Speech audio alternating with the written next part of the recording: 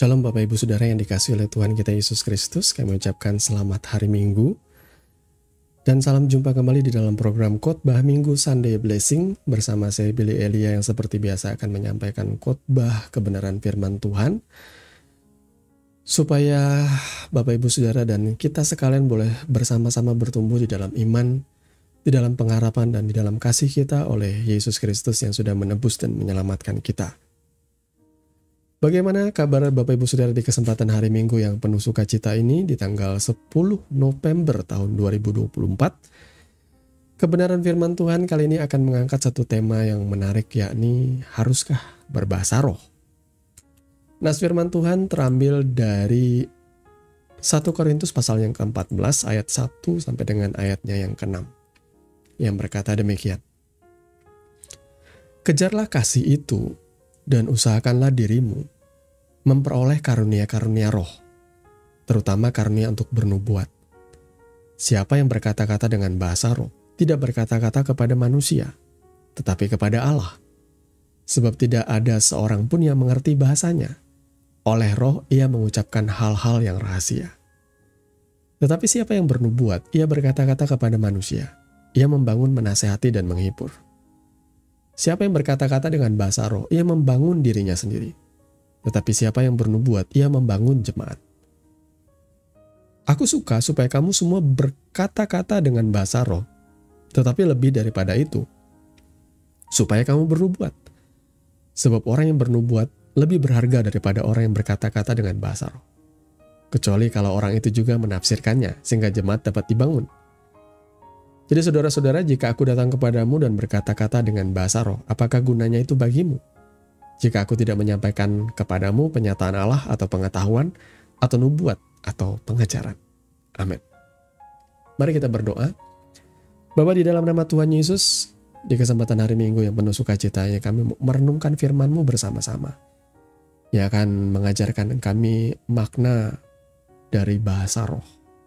Tuhan, tuntun kami oleh kuat kuasa roh-Mu, sertai kami, sertai pengajaran ini, supaya kami boleh mengerti apa yang menjadi maksud dan kehendak-Mu melalui kebenaran firman-Mu.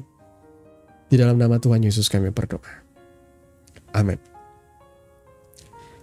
Bapak Ibu Saudara yang dikasihi oleh Tuhan kita Yesus Kristus ya, kalau saudara adalah jemaat dari gereja kalangan karismatik, saudara tentu akan relate dengan hal ini.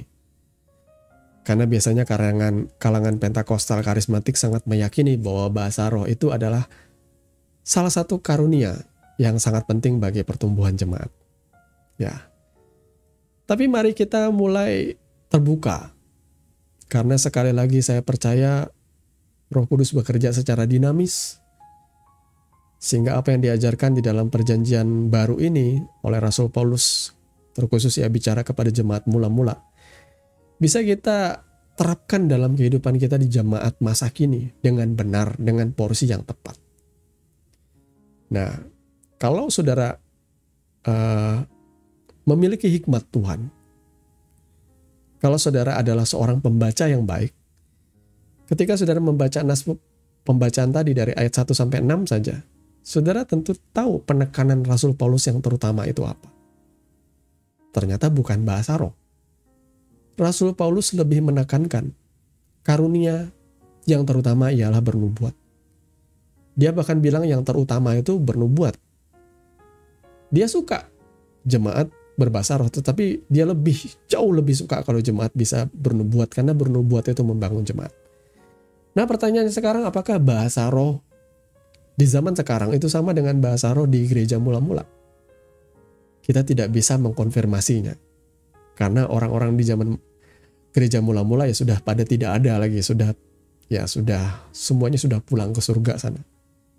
Tidak ada bukti sejarah, tidak ada rekaman, karena masa itu masih belum ditemukan yang namanya radio tape atau tape dengan pita untuk menyimpan suara, tidak ada. Namun Alkitab Perjanjian Baru mencatat ya di dalam Kisah Para Rasul bahwa ada satu manifestasi dari pencurahan Roh Kudus. Sebagaimana yang dikatakan di dalam ayat ini ya, bahwa ayatnya yang kedua berkata, oleh roh ia mengucapkan hal-hal yang rahasia. Berarti bahasa roh itu diinisiasi oleh roh, bukan oleh kita.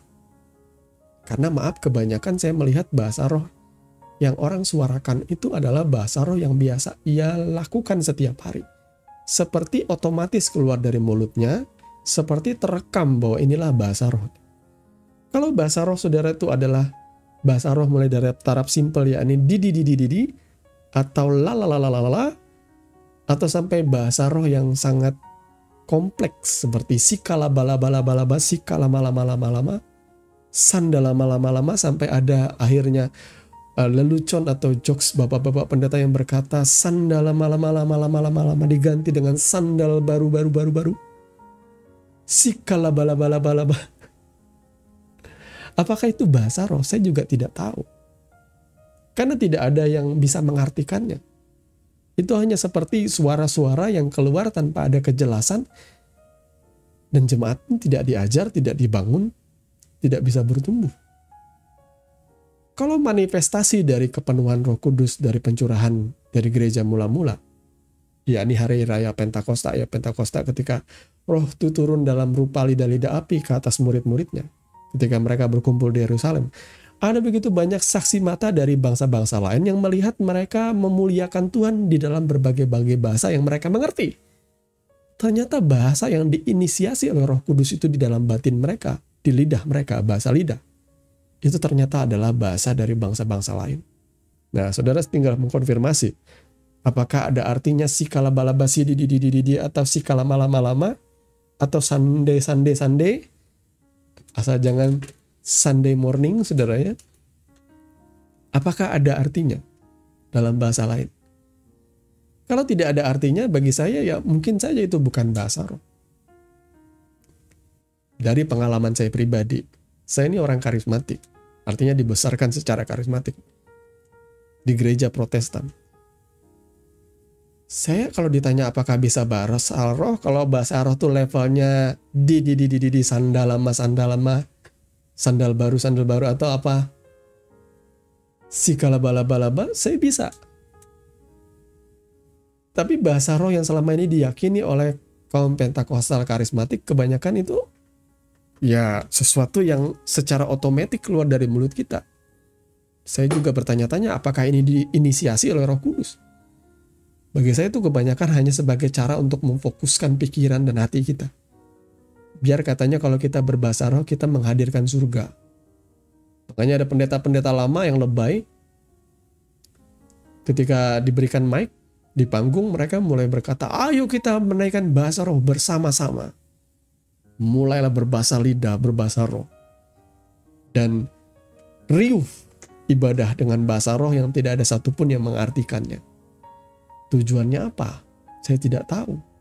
Apakah untuk kepuasan batin biar merasakan seperti sensasi merinding oleh karena merasakan katanya jamahan Roh Kudus?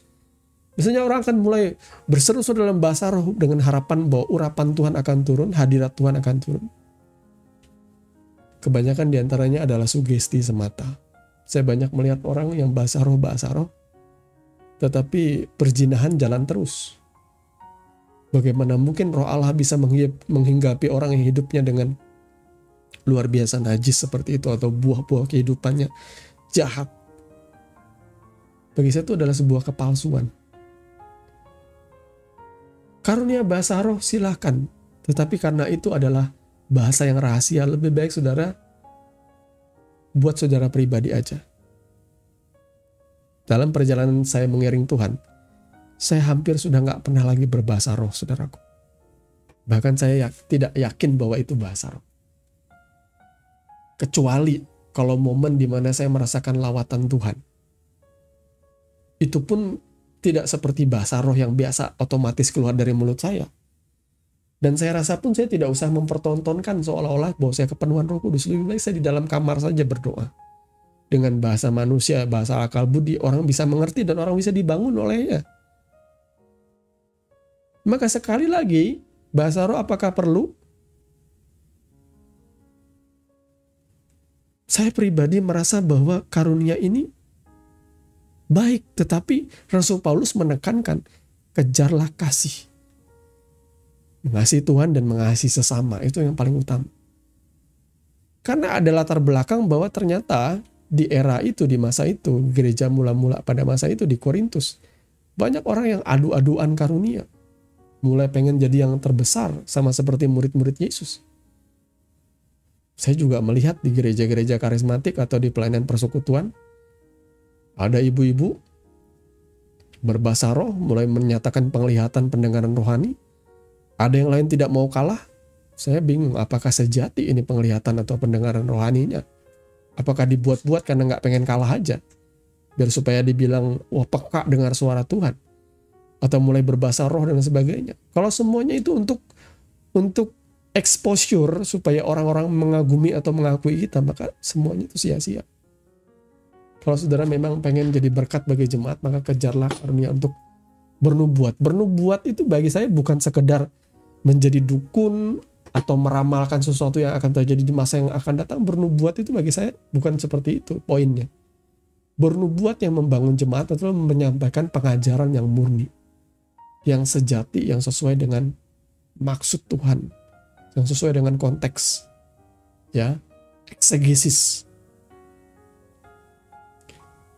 Bukan eisegesis, bukan dari pikiran pendeta dipaksakan kepada firman Tuhan, ya.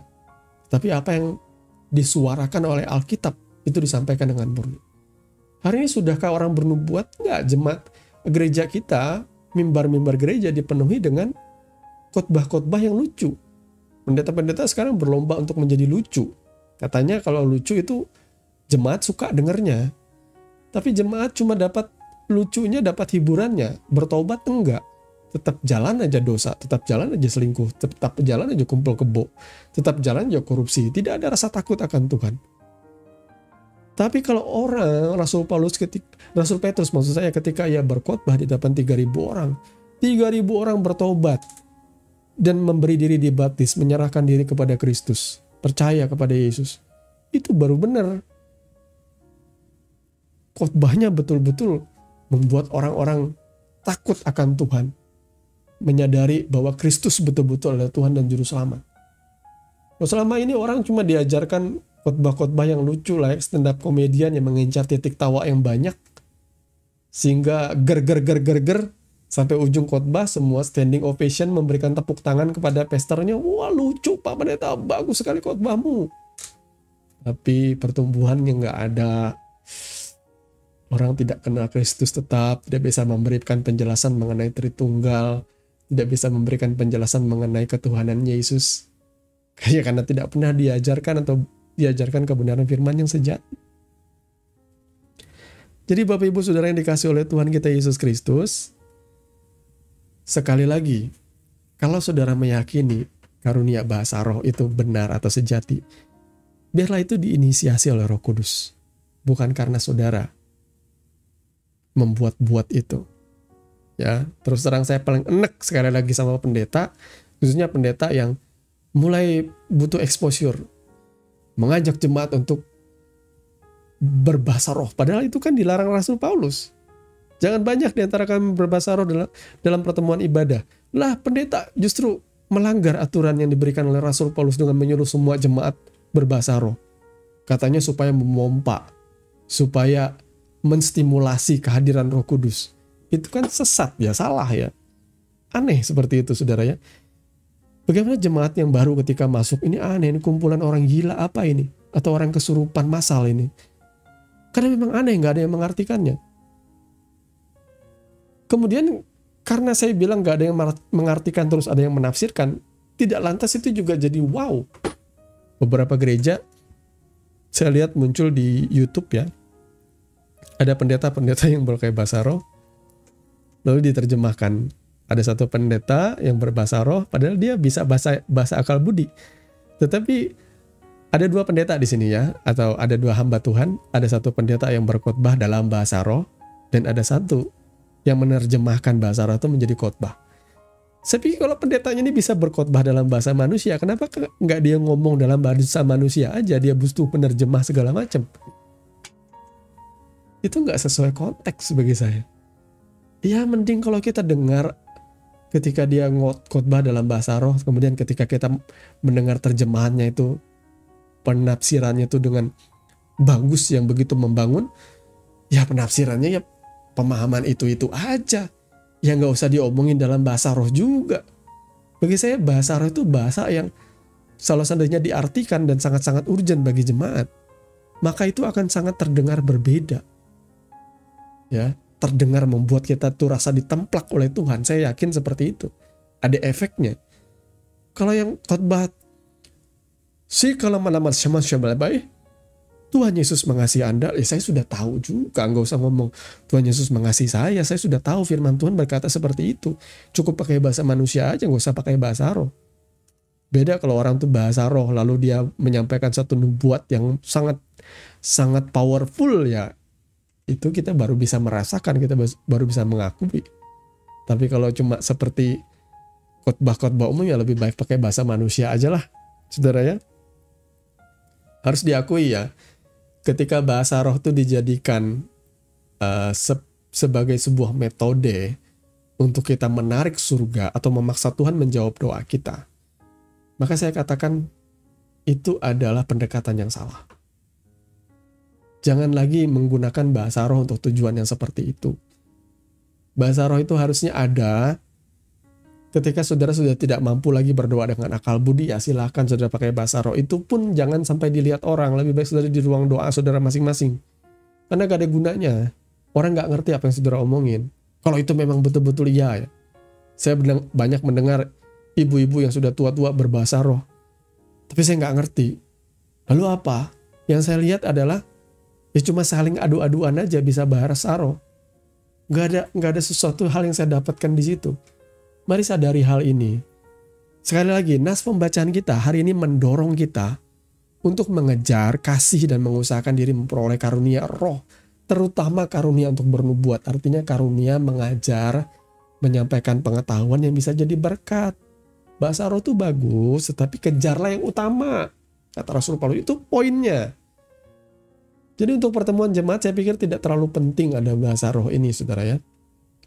Dan kita pun tidak tahu bahasa roh yang sejati seperti apa. Saya pikir cuma saya dan Tuhan yang tahu mana bahasa roh yang sejati. Kalau ketika kita berusaha untuk membuktikan bahwa bahasa roh kita yang sejati, maka itu saya bilang bukan bahasa roh sebenarnya. Ketika orang pengen dapat exposure, pengen diperhatiin, pengen diakuin karena dia berbahasa roh, saya pikir itu bukan bahasa roh. Buahnya sudah salah, saudara ya. Jadi Bapak Ibu Saudara yang dikasih oleh Tuhan kita Yesus Kristus, semoga nas kebenaran firman Tuhan ini bisa mencelikan kita.